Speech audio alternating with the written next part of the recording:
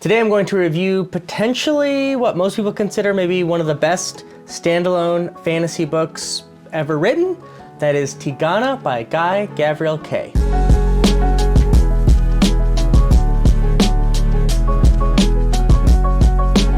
So I have been hearing about Tigana and Guy Gavriel Kay sort of generally since I started BookTube. He is, I believe, Canadian, and many people say has a similar style or at least quality of writing as Steven Erikson, who of course I love because of the Malazan Book of the Fallen. And there's kind of a dearth of standalone fantasy novels. It's especially interesting there's a dearth of these fantasy standalones because Lord of the Rings, which many people consider to be the best fantasy of all time, or at least up there, I certainly love it and have it up there, is basically a standalone that's divided into 3 smaller parts. But the fantasy genre has just tended towards larger series, these epic scopes, to tell tales that are truly epic. And Guy Gavriel Kay, I think, really has sought, whether purposefully or it's just his style or what he likes best, to push against that. Now he has some larger series, obviously. The Fionar Tapestry, is that what that's called? And then I know he has another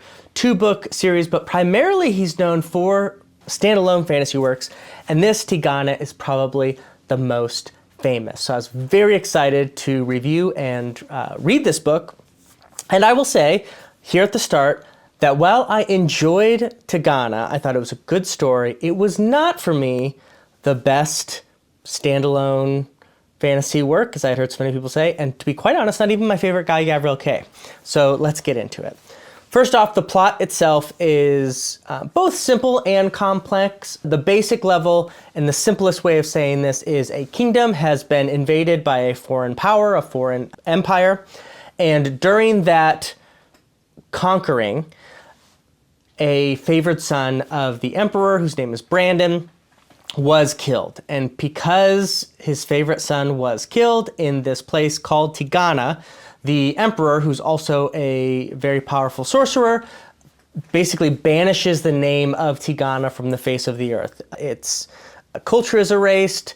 People can't even hear the word Tigana without forgetting it or like not even recognizing what it was saying, with the caveat of those people who are from Tigana or were born in the country can hear it stated. There's some magical region given there, which I quite like, that this is like a powerful magic that isn't like super well defined, but really drives the plot of not just how awful conquering a country can be, but the stake, everything else that is at stake outside of just political control of land.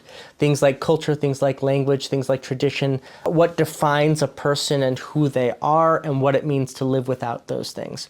It's quite a powerful theme. And honestly, one of my biggest criticisms of this book is I wish that was explored a little more. They talk a lot about it, especially some of our heroes talk about this and how affecting it is. And some of those scenes are quite affecting. But overall, I thought it's such a powerful idea that I think more could have been done with it, quite honestly, than what is done in the book itself. The actual plot of the book takes place, I think, something like 20 years into the future, when control of this territory is sort of solidified around this one empire, and then another empire has come from the other direction and sort of has divided this land called the Palm into sort of 2 distinct places that have sort of a grudging peace between the 2 lands. We pick up with our hero, whose name is Devin. He's in like a traveling troupe, a musical troupe, which is fun. There's a lot of like music and art discussion in this, which again reflects sort of the larger theme of culture being important, not just political or military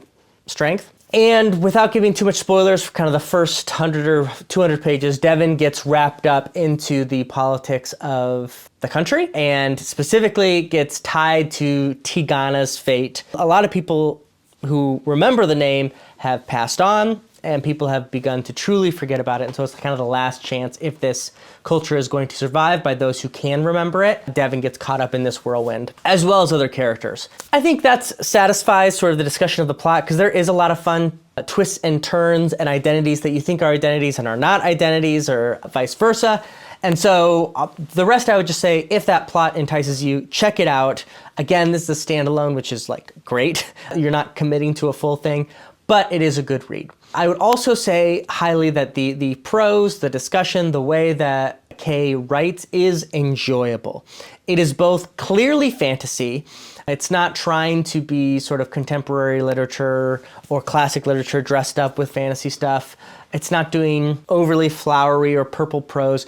It's just very beautifully telling you the story, not being afraid to indulge a little bit in creating a world, but with an economy of words, which you have to do when you are in a single volume, such as Kay is. I will also say, as a person who loves history, and particularly sort of medieval European history, this is quite clearly a fun reflection on the Italian peninsula and the constant struggle there to either unify or not unify Italy, as well as sort of the Peloponnesian Greco-Roman state. There's a lot of influence from those stories and tales from history, which I quite like.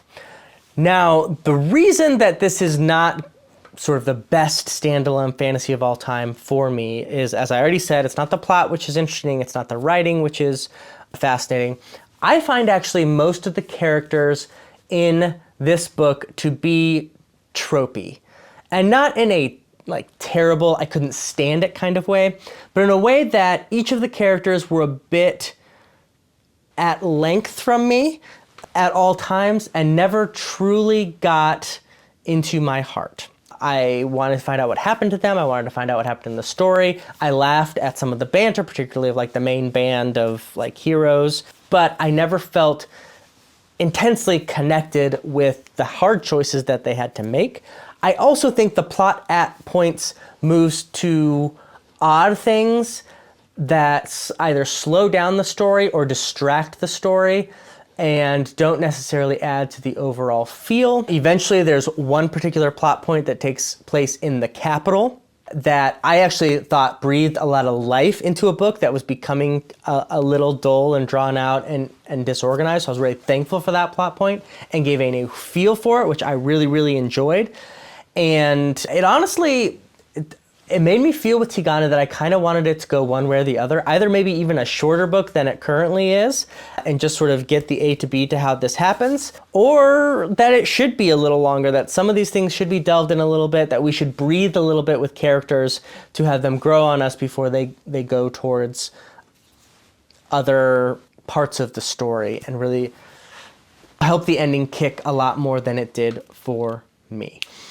This is like a minor criticism because I really liked my reading experience, but I think it was the weight of expectation as well with Tigana that I'd heard so much about it and how many like people speak so highly about it that even this small criticism sort of grew in my mind. And maybe that's even reflected of like, I would say I recommend to you, both of you like Tigana, or if you are like me and liked it with some caveats, two other standalones by Guy Gavriel Kay I actually think are better than Tigana. That's The Lions of Al Rassan and A Song for Our Bone.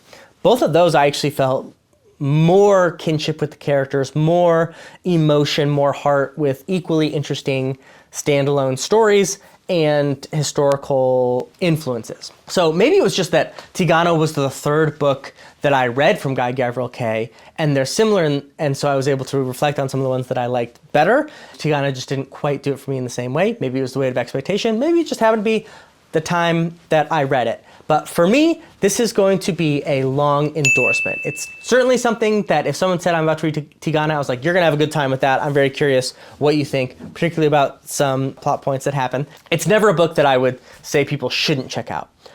But I would quickly tell people that if they like Guy Gavriel Kay, or they're just looking for a great standalone, that they should try those two other Guy Gavriel Kay books first, A Song for Our Bone and The Lions of Al Rassan. Those are my favorite Guy Gavriel Kay, and I think incredible, epic standalones that work honestly much better. Maybe it's because Tigana has such a great concept that I wanted it to be executed a little more, that idea of like culture being forgotten and the weight of that.